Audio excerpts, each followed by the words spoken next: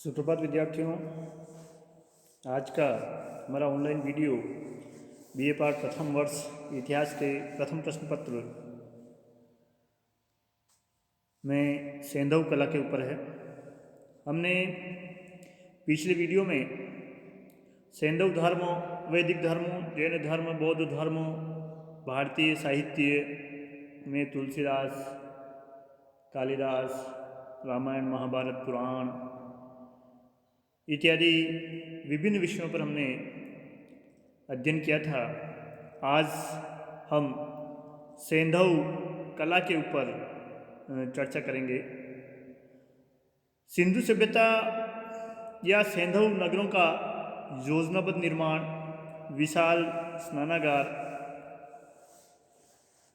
अन्नागार, मोहरें, मूर्तियाँ, मृदभांड, मणके एवं धातु से निर्मित उनके दैनिक यूज के बर्तन, अन्य वस्तुएं इत्यादि हमें सेंधव सभ्यता की कलात्मक उत्कृष्टता एवं समृद्धि से परिचित कराती है। सबसे पहले हम देखेंगे नगर नियोजन। सेंधव सभ्यता के जो नगर थे वो सुनियोजित रूप से बसे हुए थे। एक विशेष प्लानिंग के तहत उन्हें बसाया गया था।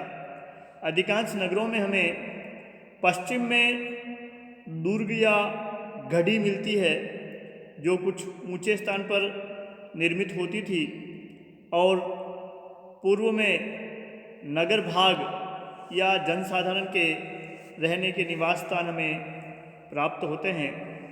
सार्वजनिक महत्व के जो भवन थे वो हमें नगर के पश्चिमी भाग में यानी दुर्ग भाग में मिलते हैं। इस गढ़ी को या दुर्ग भाग को चारों ओर परकोटों, बुर्जों व खाइयों से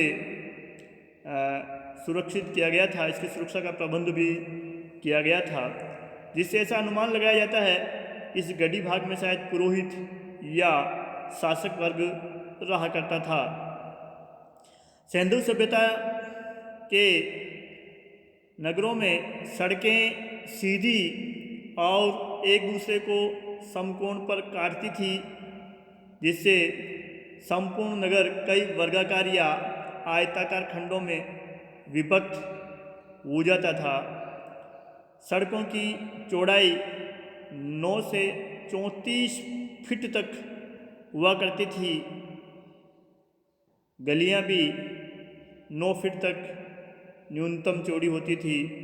सड़कें मिट्टी की बनी होती थी, मगर प्रत्येक मौसम के अनुकूल उन पर यातायात के साधन गुजरते थे ताकि उनके व्यापार के विकास या व्यापारिक समृद्धि का ये सड़कें एक प्रकार से धमनियों का कार्य किया करती थी।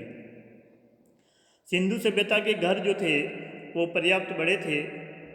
घरों के मध्य में आंगन होता था। आंगन के चारों ओर 4 या 5 कमरे बने होते थे। एक और रसोई होती थी। प्रत्येक घर में स्नानागार और पानी की निकासी के लिए नालियों का प्रबंध था। कई घरों में हमें कुओं के अवशेष भी मिलते हैं। सेंधव नगरों के भवनों में पकाई गई ईंटों का प्रयोग हमें मिलता है। सेंधव सभ्यता की कलात्मक उत्कृष्टता का सबसे प्रबल प्रमाण हमें वहाँ की व्यवस्थित जल निकास प्रणाली में दिखाई देता है। घर के कमरों, रसोई, स्नानागार इत्यादि से निकले पानी के निकास को नालियों के माध्यम से एक बड़ी नाली में मिलाया गया था। विभिन्न घरों से निकली नालियाँ अंततः एक सार्वजनिक बड़ी नाली में मिल जाया करती थी। हमें 20वीं शताब्दी के लंदन और पेरिस में भी ऐसी व्यवस्थित जल निकास प्रणाली या नाली व्यवस्था का प्रमाण प्राप्त नहीं होता है, जैसा हमें आज से 5000 वर्ष पूर्व की सेंधव सभ्यता में प्राप्त होता है। नालियों को बड़ी ईंटों से ढका जाता था और बीच बीच में उनके होल बनाए जाते थे, नरमोखे बनाए जाते थे ताकि कूड़ा करकट वहाँ इकट्ठा हो सके। तो सिंधु सभ्यता के नगर जो है अपने आप में उनकी कलात्मक उन्नति के परिचायक है। सिंधु सभ्यता के नगरों में हमें कुछ विशिष्ट भवनों के अवशेष भी प्राप्त होते हैं। जैसे हमें एक मोहनजोदड़ो से एक विशाल स्नानागार प्राप्त होता है जो लगभग 39 फीट लंबा, 23 फीट चौड़ा और 8 फीट गहरा था। यह स्नानागार शायद सामूहिक रूप से स्नान या धार्मिक क्रियाविधियों का सूचक था। इस स्नानागार को पक्का बनाया गया था। इसमें उतरने के लिए सीढ़ियाँ थी और बिटुमिन और जिप्सम की परत से इसको पक्का किया गया था। इस स्नानागार को पढ़ने के लिए पास में ही एक कुआं था। एक प्रकार से जैसे आज धार्मिक तीर्थस्थलों पर अमावस्या को या विशिष्ट तिथियों को या कुंभ के दौरान जिस तरह स्नान का महत्व है, शायद उसी प्रकार के किसी धार्मिक महत्व के कारण इस स्नानागार का उपयोग किया जाता हो, ऐसा अनुमान लगाया जाता है। हड़प्पा में हमें कई अनागार मिले हैं। मोहनजोदड़ो में भी कई हमें अनागार मिलते हैं। हड़प्पा में जो अनागार मिले हैं वो 50 इंटू 20 फीट के एक एरिया में है, जो 50 फीट लंबे और 20 फीट चौड़े एक प्रकार के गोदाम, जिसे आजकल हम कह सकते हैं, जहाँ अनाज रखा जाता था, शायद संकट के समय में काम लिया जाता था, या शासक वर्ग शायद रेवेन्यू के रूप में, राजस्व के रूप में अनाज वसूल करके यहाँ उसे एकत्र करता था, जो संकट के समय या ज़रूरत होने पर काम में लिया जाता था। हड़प्पा में हमें ऐसे कई अन्नागार मिले हैं। मोहनजोदड़ो में भी अन्नागार के अवशेष मिलते हैं। गोदीबाड़ा या बंदरगाह हमें लोथल से इसके अवशेष प्राप्त होते हैं।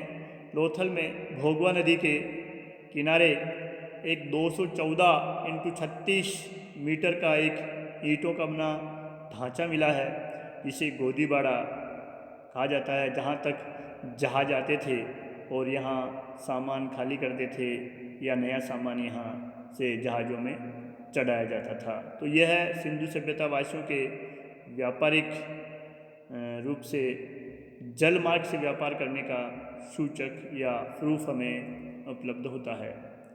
हमें एक विशाल जलाशय के अवशेष भी धोलावीरा से प्राप्त होते हैं। शायद इस जलाशय का उपयोग खेती के लिए पानी संचय के उद्देश्य से किया गया हो। यह जलाशय पानी इकट्ठा करने के लिए पत्थरों से निर्मित है। पत्थरों से बना ये एक तालाब कह सकते हैं, या जल संचय, जल संग्रह की व्यवस्था का ये द्योतक है। हमें धोलावीरा से ही एक विशाल स्टेडियम के अवशेष मिलते हैं, जहाँ शायद वॉलीबॉल के समान फुटबॉल के समान कोई खेल या पोलो के समान कोई खेल खेला जाता था। स्टेडियम के चारों ओर बैठने के लिए दर्शकों के लिए कुछ सीढ़ियों के प्रमाण भी हमें प्राप्त होते हैं। तो इस प्रकार सैंधव नगरों के जो विशिष्ट सार्वजनिक महत्व के जो ये इमारतें या भवन हैं, वो भी इनकी कलात्मक अभिरुचि के द्योतक है। हमें कई सैंधव नगरों में पत्थर, मिट्टी, कांस्य इत्यादि की मूर्तियाँ मिली है। मोहनजोदड़ो से एक योगी की मूर्ति हमें प्राप्त होती है। इसके अलावा मोहनजोदड़ो से ही लाल बलुआ पत्थर का एक पुरुष का धड़ हमें प्राप्त होता है।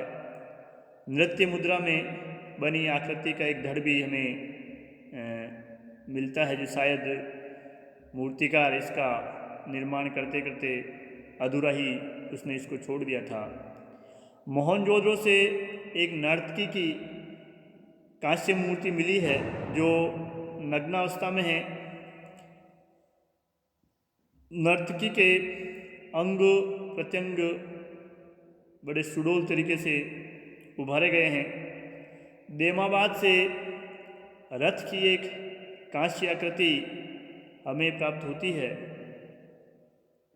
देमाबाद से ही 3 पशु मूर्तियाँ हमें उपलब्ध हुई है, जिनमें हाथी, गेंडा एवं भैंसे की मूर्तियाँ मिली है। विभिन्न पशु पक्षियों की मृण मूर्तियों, कुबड़दार बैल, कुत्ते, भेड़, हाथी, गेंडा, सूअर, बंदर और मातृ देवी की मूर्तियाँ हमें बड़ी संख्या में प्राप्त होती है। ये मृण मूर्तियाँ शायद खिलौनों के रूप में बच्चों के खेलने के काम आया करती थी। मातृ देवी की जो पूजा का अनुमान इतिहासकार सिंधु सभ्यता में लगाते हैं, तो पूजा करने का अनुमान लगाते हैं, तो शायद यह मातृ देवी की मूर्तियाँ पूजा के लिए प्रयुक्त हुआ करती थी। ये मैंने इंसर्ट किया है कुछ हड़प्पा से प्राप्त नृत्य मुद्रा की एक पाषाण मूर्ति का धड़ और मोहनजोदड़ो से जो नर्तकी की कांस्य मूर्ति हमें नग्नावस्था में प्राप्त हुई है, उसको भी, उसका चित्र भी मैंने यहाँ इंसर्ट किया है इस पीपीटी में। इसके अलावा सिंधु सभ्यता से हमें हजारों की संख्या में मोहरें प्राप्त हुई है। यह मोहरें अधिकांशतः सेलखड़ी से बनी हुई है। इसके अलावा गोमेद, कांचली मिट्टी, चार्ट एवं तांबे से निर्मित मोहरें भी हमें प्राप्त हुई है। हड़प्पा, मोहनजोदड़ो, लोथल से हमें अनेक आकार प्रकार की मोहरें प्राप्त होती है। मोहरें प्रायः वर्गाकार, गोल, चौकोर एवं बेलनाकार रूपों में मिलती है। बहुसंख्यक मोहरों के अग्रभाग पर किसी पशु का अंकन और संक्षिप्त लेख भी उत्कीर्ण मिलता है। मोहरों पर सबसे अधिक अंकन कुबड़ विहीन बैल का मिलता है। मोहनजोदड़ो से प्राप्त कुबड़दार बैल की मोहर भी प्रसिद्ध है। इसी प्रकार मार्शल को मिली पशुपति मोहर भी काफ़ी प्रसिद्ध है, जिस पर एक योगी ध्यानमग्न अवस्था में है। उसके एक तरफ हिरण, गेंडा, बाघ और बैल की आकृतियाँ बनी हुई है। इन मोहरों का प्रयोग पत्र अथवा पार्सल पर छाप लगाने के लिए किया जाता था। सिंधु सभ्यतावासी आभूषण प्रिय थे। हड़प्पा से आभूषणों से भरा एक कलश मिला है। स्वर्ण एवं अन्य धातु के हार, बाजूबंद, चूड़ियाँ, कर्णफूल, झुमके, नथ इत्यादि विभिन्न प्रकार के आभूषण हमें प्राप्त होते हैं। ये आभूषण तांबे, हाथी दांत, हड्डी, मिट्टी आदि के बने होते थे। इस प्रकार सेंधव कला अपनी उत्कृष्टता के कारण आज भी लोगों को अचंभित कर देती है। उस काल के नगर नियोजन व्यवस्था, विशिष्ट और कलात्मक भवन, मूर्तिकला में भी हमें पशु पक्षियों और विशेष तौर से मातृ देवी की मूर्तियाँ, विभिन्न आकार और विभिन्न चीज़ों से बनी हुई मोहरें, विभिन्न प्रकार के आभूषण जो कि धातु, हड्डी, हाथी दांत और मिट्टी के बने होते थे, हमें सेंधव कला के बारे में जानकारी प्रदान करते हैं। यह प्रसिद्ध वृषभ मोहर का जो चित्र है मैंने अगली पीपीटी में डाला है, जिसका सर्वाधिक अंकन हमें मोहरों पर दिखाई देता है। यह वृषभ मोहर पशुपति मोहर के समान ही काफ़ी प्रसिद्ध है। निश्चित रूप से ही यह वीडियो आपके लिए उपयोगी होगा, न केवल विश्वविद्यालय परीक्षाओं के लिए वरन प्रतियोगी परीक्षाओं से संबंधित जो महत्वपूर्ण प्रश्न आते हैं उसका भी मैंने इस वीडियो और जो PDF नोट्स मैं आपके व्हाट्सएप ग्रुप में डाल रहा हूँ, उनमें मैंने समावेश करने का पूरा प्रयास किया है। इस वीडियो को लाइक करिए, सब्सक्राइब करिए, ताकि और अच्छा वीडियो बनाने के लिए हमें प्रोत्साहन मिल सके। जय हिंद।